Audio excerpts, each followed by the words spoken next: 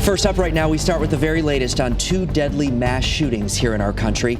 More than 30 people are dead, and the investigations continue right now following what happened in Texas and Ohio. Thanks for joining us tonight at 5:30, everybody. I'm Mark Zane. And I'm Denise DeCenzo. The FBI is investigating in El Paso and says the gunman posted a racist, anti-immigrant manifesto shortly before the shooting. In Dayton, the motive is still unclear. Investigators say one of the victims is the gunman's own sister. Communities here in Connecticut are calling for more to be done about gun violence. I think it's just a matter of time before Americans demand action. We already voted for the House of Representatives in 2018, and I think we're going to be able to do it in 2020. And gun violence prevention is one of the priority issues for all Americans. Including the Dayton attack, there have been 255 mass shootings in the United States so far this year. And our team coverage continues right now because of these mass shootings. Many police agencies and other organizations are teaching schools and businesses to fight or take flight. Channel 3 Eyewitness News reporter Kevin Hogan is live with the mobile newsroom outside Rocky Hill Police Headquarters, one agency which uses the ALICE program for its active shooter training. Kevin, what's that all about? Well, Denise and Mark, we can tell you ALICE is an acronym for Alert, Lockdown, Inform, Counter, and Evacuate. These are key defensive measures that police say citizens, as well as those who are licensed to carry, should learn for their own safety should they find themselves in a mass shooting situation.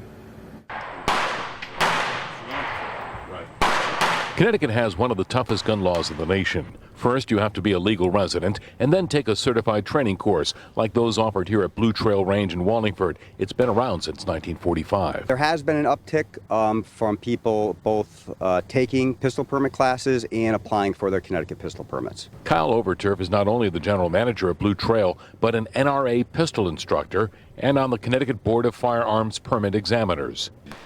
People go online, they'll ask about what do they need to have for their pistol permit class. Again, it's not just the training class.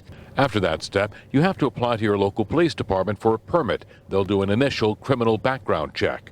When you pass that, you get a 60-day temporary permit and then apply to the Connecticut State Police for a permanent license and another thorough background check.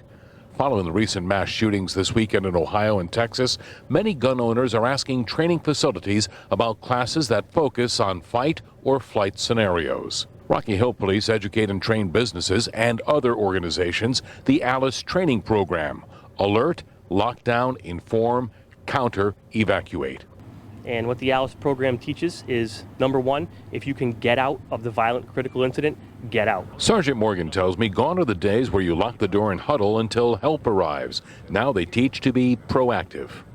Fighting as a last resort, if you can't run and you've barricaded and you find yourself confronted with a violent person, then we're asking you to use whatever means necessary to fight back. Now, if you want to learn more about the Blue Trails program in Wallingford or the programs that they offer, or even the ALICE program, we have a link. Just go to the Channel 3 app. Live the mobile newsroom in Rocky Hill. Kevin Hogan, Channel 3 Eyewitness News.